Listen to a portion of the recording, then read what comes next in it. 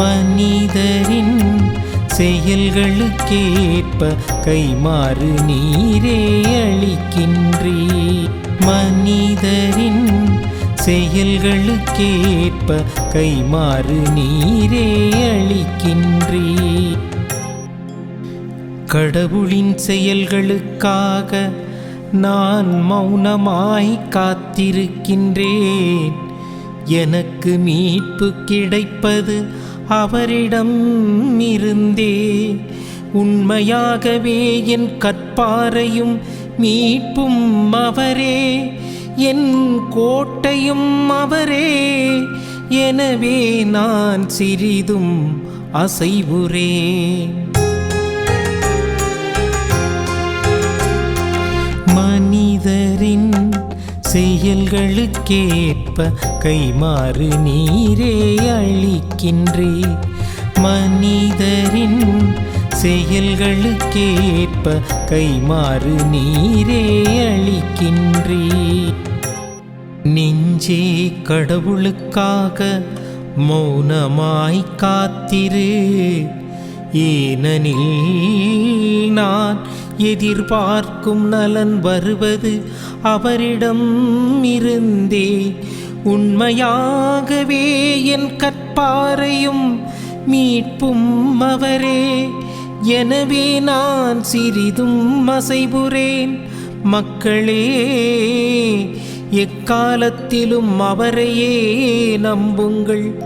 அவர் முன்னிலையில் உங்கள் உள்ளத்தில் உள்ளதை திறந்து கொட்டுங்கள்.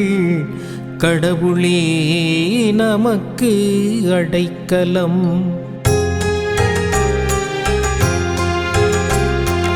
மனிதரின் செயல்களுக்கேற்ப கைமாறு நீரே அளிக்கின்றீர். மனிதரின் செயல்களுக்கேற்ப கைமாறு நீரே அளிக்கின்றீர். இறைமகன் இயேசு கிறிஸ்துவில் பிரியமுள்ள எனது அன்பு சகோதரிகளே, சகோதரர்களே, உங்கள் அனைவருக்கும் நம் ஆண்டவராகிய இயேசு கிறிஸ்துவின் அற்புத நாமத்திலே வாழ்த்துக்களையும் வணக்கங்களையும் தெரிவித்துக் கொள்கின்றேன். இன்றைய திருப்பாடலை பற்றி சொல்ல வேண்டும் என்று சொன்னால் 2 வார்த்தைகளை மட்டும் பயன்படுத்தி சொல்லிவிடலாம். அவ்வளவுதான் இந்த திருப்பாடலுடைய மொத்த அர்த்தம் என்று சொல்லலாம். அதில் பார்க்குற முதல் வார்த்தை நம்பிக்கை, 2வது வார்த்தை அமைதி. இந்த 2 வார்த்தைகளையும் தெளிவாக சுட்டி காட்டுகிற ஒரு திருப்பாடலாக இருக்கிறது. இன்றைய காலகட்டத்திற்கு ஏற்றாற் போன்று சொல்லப்பட்ட ஒரு திருப்பாடல். இந்த திருப்பாடலை அப்படியே படித்து பார்க்கிற பொழுது ஒரு காற்றாற்று வெள்ளம் ஓடுவதைப் போல இந்த திருப்பாடலானது ஓடுகிறது. அல்லது இந்த உலக பொருட்களானது இந்த காற்றாற்று வெள்ளம் எப்படி ஓடி மறைகிறதோ அதுபோன்று ஓடி மறைந்து விடுகிறது என்பதை தெளிவாக இந்த திருப்பாடலுடைய ஆசிரியர் சுட்டி காட்டுகிறார். காற்றாற்று வெள்ளம் எந்த திசையிலே எப்பொழுது தொடங்கியது எப்பொழுது முடிந்தது தெரியாது. ஆனால் அது ஓடிய சுவடுகள் மட்டும் இருக்கும், அவ்வளவுதான். அதை போன்றால் இந்த உலக பொருட்களும். இன்றைக்கு நாம் வாங்குகிற பொருட்கள் எல்லாம் பார்க்கிற பொழுது இன்னும் ஒரு 10 நாள் காத்திருந்தால் இன்னும் கொஞ்சம் நல்லதாக, கொஞ்சம் நல்ல மாற்றுத்திறனோடு நாம் பெற்றிருக்கலாமோ என்கிற ஒரு எண்ணம் வருகிற அளவிற்கு இந்த உலகமானது ஓடிக்கொண்டிருக்கிறது. அதைத்தான் இந்த திருப்பாடல் தெளிவாக சுட்டி காட்டுகிறது. இந்த உலக பொருட்கள் காற்றாற்று வெள்ளம் போல் ஓடி மறைந்துவிடும், ஆனால் என்றும் வாழும் இறைவன் இருக்கிறார். நாம் பெற்ற பேறு என்ன என்று சொன்னால் அந்த இறைவன் எல்லா சூழ்நிலையிலும் நம்மோடு இருக்கிறார். அந்த ஆண்டவர் மட்டுமே நமக்கு அமைதியை கொடுக்கிறார் என்று சொல்லி இந்த திருப்பாடலின் ஆசிரியர் மிக தெளிவாக நம்பிக்கை ஆண்டவர் மீது வைத்து அந்த அமைதியை பெற்றுக்கொள்ள நம்மை அழைக்கிறார். அப்படி பார்க்கிற பொழுது அக் என்கிற இந்த வார்த்தை பயன்படுத்தப்படுகிறது. இந்த எபிரேய சொல்லுக்கு மட்டுமே என்று பொருள் இருக்கிறது. நாம் எதற்கெல்லாம் மட்டுமே என்று பயன்படுத்துகிறோமோ அதில் கடவுள் மட்டுமே மிக உயர்ந்தவராக இருக்கிறார், அவருக்கு மேலே வேறு ஒன்றும் கிடையாது என்பதை திருப்பாடலின் ஆசிரியர் மிக தெளிவாக சுட்டி காட்டுகிறார். அப்படி பார்க்கிற பொழுது கற்பாறை, மீட்பு, கோட்டை என்கிற இந்த வார்த்தைகள் மிக தெளிவாக நம்பிக்கையோடு ஆண்டவரை பார்த்து சொல்லுகிறார். அந்த நம்பிக்கையிலே அமைதி அவருக்கு நிறைவாக இருக்கிறது. ஏன் இந்த வார்த்தைகளை பயன்படுத்தணும்? ஒரு சாதாரண வார்த்தைகள் தான, கற்பாறை, மீட்பு, கோட்டை என்று சொல்லி நாம் நினைக்கலாம். ஆனால் அன்றைய சூழ்நிலைக்கும் சரி, இன்றைய சூழ்நிலைக்கும் சரி, இது ஒரு சக்தி வாய்ந்த வார்த்தையாக இருக்கிறது. இது ஒரு வலிமையான வார்த்தையாக இருக்கிறது. இது ஒரு பாதுகாப்பான வார்த்தையாக இருக்கிறது. இது ஒரு சுதந்திரமான வார்த்தையாக இருக்கிறது. இது ஒரு விடுதலையான வார்த்தையாக இருக்கிறது. அப்படிப்பட்ட ஒரு நிலையிலே வாழ்ந்து கொண்டிருக்கிறோம். நாம் எப்படி மீட்பை அடைவோம் என்று சொல்லி அந்த நம்பிக்கை நமக்கு இந்த திருப்பாடலானது ஊற்றுகிறது. இந்த திருப்பாடல் கொடுக்கிற சக்தியானது நம்முடைய சக்திக்கு மேலானது. என்னென்னு சொன்னால் இது இறை சக்தியை வெளிப்படுத்துகிறது. இந்த திருப்பாடல் கொடுக்கிற வலிமையானது நம்முடைய உடல் வலிமை விட, மன வலிமை விட பன்மடங்கு மேலானதாக இருக்கிறது. அப்படி பார்க்கிற பொழுது அது இறை வலிமையை சுட்டி காட்டுகிறது. நமக்கு இருக்கிற பாதுகாப்பு ஒரு சாதாரணம். ஆனால் அன்றைய சூழ்நிலையில அன்றைக்கு இந்த அரணாக கோட்டையாக இருந்து பாதுகாத்த மதில் சுவர்கள் தான் அவர்களை பாதுகாத்தது. அதைவிட மேலான பாதுகாப்பு ஆண்டவரிடம் இருக்கிறது. அப்படி இந்த பாதுகாப்புக்குள்ள, அந்த கோட்டைக்குள்ளாக இருக்கிற பொழுது சுதந்திரம் இருக்கிறது.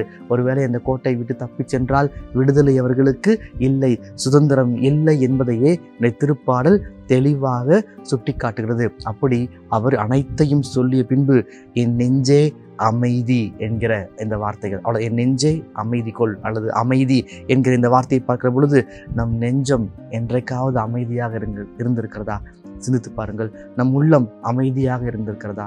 கண்டிப்பாக எல்லாருமே சொல்லுவோம், வெளியில் அப்படியே அமைதியாக இருப்போம், ஒன்றுமே இருக்காத போல், ஒன்றுமே பேசாத போன்று இருக்கும். ஆனால் உள்ளுக்குள், நம் மனதிற்குள், நம் நெஞ்சுக்குள்ளாக எவ்வளவு சத்தம் கேட்டுக்கொண்டிருக்கிறதுன்னு சொன்னால், இந்த இசைக்கருவிகளாம் இசைக்கிற பொழுது ரொம்ப உயரமான சத்தத்தோடு இசைப்பார்கள். மிக சத்தமாக, எந்த அளவுக்கு சத்தத்தோடு வாசிப்பார்களோ அதை விட சத்தமானது நம்முடைய மனதிற்குள் கேட்டுக்கொண்டிருக்குமானால் நம் நெஞ்சம் ஒருபோதும் அமைதியாக இருந்ததில்லை. ஆனால் அந்த அமைதியை கொடுக்கிறவர் கடவுளாக இருக்கிறார் என்று சொல்லி திருப்பாடலின் ஆசிரியர் தெளிவாக சுட்டி காட்டுகிறார். அப்படி அவர் நமக்கு அமைதியை கொடுக்கிற பொழுது அவருடைய மேன்மையை நாம் பாராட்டுகிறோம். அந்த மேன்மை என்ன? அந்த மேன்மை எங்கிருந்து வருகிறது? அந்த மேன்மை எப்படி நமக்கு கிடைக்கிறது என்று சொல்லி பார்க்கிற பொழுது அவருடைய மீட்பு தான் அந்த மேன்மையாக இருக்கிறது. இந்த மீட்புக்காகத்தான் நாம் காத்து கொண்டிருக்கிறோம். இந்த மீட்பை நோக்கி நாம் வழி நடத்துகிறோம். அவர் தன் உயிரை கொடுத்து நம்மை மீட்டிருக்கிறார் என்பதுதான் நிதர்சனமான உண்மையாக இருக்கிறது. எனவே அந்த மீட்பை முழுமையாக பெற்றுக்கொள்வோம். இந்த வார்த்தைகளை பற்றி பார்க்கிற பொழுது கண்டிப்பாக இந்த வார்த்தைகள் ஒரு பல்லவியாக சில இடங்களில் பயன்படுத்தப்பட வேண்டும் என்று சொன்னால், இந்த நம்பிக்கையை எடுத்து சொல்லுகிற ஒரு பாடலாக இருக்கிறது. நான் கொண்ட நம்பிக்கையை என்னுடைய தலைமுறைக்கும் நான் கற்றுக் கொடுக்க வேண்டும். எந்நாளும் இந்த திருப்பாடலானது நம்பிக்கையின் பாடலாக எதிரொலிக்கப்பட வேண்டும் என்பதற்காகவே இது பயன்படுத்தப்பட்டிருக்கிறது. இதை மிக அருமையாக நாம் மட்டுமே, கடவுள் மட்டுமே, நாம் மட்டுமே கடவுளுடைய உரிமை சொத்து என்கிற அந்த ஒரு உன்னதமான பேறு பெறுகிற ஆற்றலை இது நமக்கு கொடுத்திருக்கிறது. எனவே நம்முடைய காற்றாட்டு வெள்ளம் போல் ஓடி மறைகிற அல்லது அழிந்து போகிற இந்த உலக பொருட்களை நம்பி நாம் வீண் போகாமல் என்றென்றைக்கும் அழியாமல் ஊற்று நீரை போன்று, சுனை நீரை போன்று சுவையாக இருக்கிற ஆண்டவரை மட்டுமே நாம் நினைவில் கொள்வோம். அந்த ஆண்டவர் உங்களையும் என்னையும் ஆசீர்வதித்து இந்த நாள் முழுவதும் பாதுகாத்து நம்மை வழி நடத்துவாராக. ஆமென். ஜெபம். எங்களை எந்நாளும் அன்பாய் காத்து நேசித்து வழிநடத்தும் எங்கள் அன்பின் பரலோக பிதாவே, நாங்கள் எந்நாளும் உம்மை மட்டுமே பின்தொடர்கிற மக்களாக வாழ்கிற ஆற்றலை தாரும். உம்மிடம் மட்டுமே அமைதி உண்டு, உம்மிடம் மட்டுமே பெருமை உண்டு, உம்மிடம் மட்டுமே நாங்கள் சார்ந்திருக்கிறோம், உம்மை மட்டுமே நாங்கள் உயர்த்த வேண்டும், உம்மிலே நாங்கள் வளர்ச்சி அடைய வேண்டும் என்கிற ஆசையை நாங்கள் வெளிப்படுத்துகிறோம் சுவாமி. நாங்கள் உம்மை மட்டுமே நம்பி வாழ்கிற மக்களாக வாழ்கிற ஆற்றலை பொழிந்து நீர்தாமே எங்களுடைய கற்பாறையும் கோட்டையும் கேடயமாக இருக்கிறீர் என்பதை உணர்ந்து வாழ்கிற வல்லமை பொழிந்து வழிநடத்துவீராக. இந்த மன்றாட்டுக்களை எல்லாம் எங்கள் ஆண்டவராக இயேசு கிறிஸ்துவின் அற்புத நாமத்திலே வேண்டி விரும்பி கேட்கிறோம். எங்கள் ஜெபம் கேளும் நல்ல பிதாவே. ஆமென்.